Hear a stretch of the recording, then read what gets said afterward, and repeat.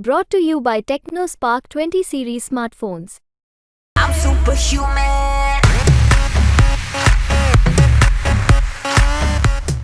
क्या रविंद्र भाटी बीजेपी में होंगे शामिल? जी हाँ, लोकसभा चुनाव 2024 के रण क्षेत्र में कुछ रणबांकुरों ने कुछ सीटों पर चुनाव को बेहद ही दिलचस्प बना डाला है। उन्हीं में से एक है बाड़मेर जैसलमेर की सीट, जहां से बीजेपी ने कैलाश चौधरी को मैदान में उतारा है, जिसके बाद चर्चा है कि कैलाश चौधरी को कौन टक्कर देगा, रविंद्र सिंह भाटी या फिर होगा त्रिकोणीय मुकाबला।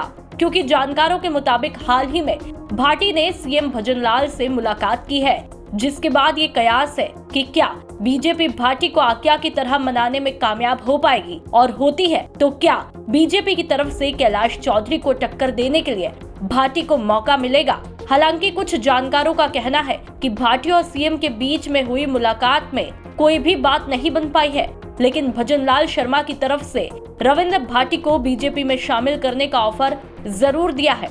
इसके बावजूद ऐसा कहा जा रहा है कि रविंद्र सिंह भाटी ने कुछ ऐसी शर्तें रखी है जिसे लेकर बीजेपी के अंदर मंथन हो सकता है। इसके अलावा भाटी ने ये भी कहा कि मैं मेरे 36 कौम के लोगों से बात करूंगा जिन्होंने मेरी मदद की थी, उनका क्या कुछ कहना है वो जैसा कहेंगे वैसा मैं करूंगा। हमें यहाँ तक पहुँचाया है वो जनता ने ही पहुँचाया है। कहा जा रहा है कि बीजेपी के लिए सीट बड़ी चुनौती है। अगर भाटी का सपोर्ट बाड़मेर जैसलमेर सीट पर नहीं मिला तो कैलाश चौधरी का जीतना यहाँ पर मुश्किल हो सकता है। तो वही बीजेपी की कोशिश लगातार रूठे को मनाने और डैमेज कंट्रोल करने में लगी है। हाल ही में चित्तौड़गढ़ सीट पर सीपी जोशी के लिए परेशानी बन रहे निर्दलीय विधायक चंद्रभान सिंह आक्या को बीजेपी में शामिल कर उनकी परेशानी को सुलझाया है। आप कैलाश चौधरी की परेशानी को सुलझाने में जुटे हैं।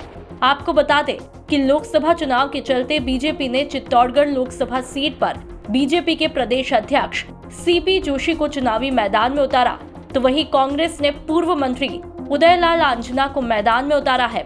इस बीच बीते दिनों बीजेपी से बगावत कर चुके निर्दलीय विधायक चंद्रभान सिंह आक्या ने चुनाव लड़ने की ताल ठोकी। इसके बाद बीजेपी की सियासत में हड़कंप मचा, जिसके बाद बीजेपी ने डैमेज कंट्रोल कर चंद्रभान सिंह को मना डाला है।